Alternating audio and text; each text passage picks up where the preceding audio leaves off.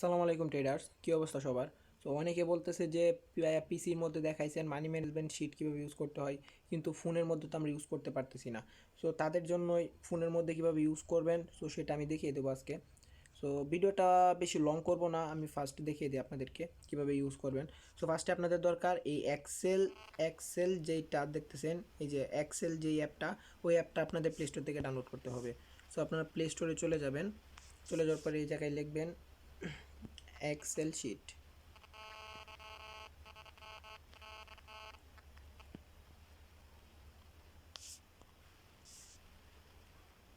যে Microsoft Excel, so যে এইটা যেটা দেখতেছেন এই যে মাইক্রোসফট এক্সেল, ওইটা ডাউনলোড করবেন।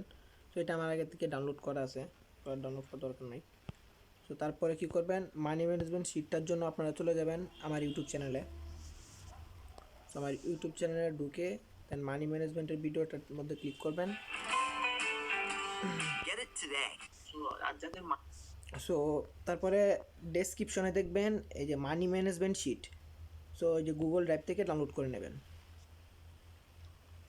গুগল ড্রাইভে যাওয়ার পর আপনাদের এরকম আসবে। সো এটা মানি ম্যানেজমেন্ট শিটের মধ্যে ক্লিক করবেন।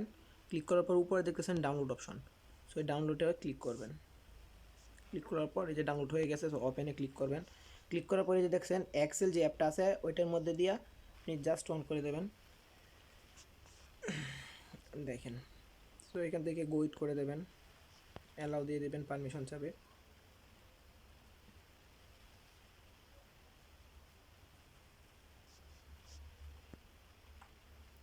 সো এখানে এইগুলা অ্যালাউ দেওয়ার দরকার নাই।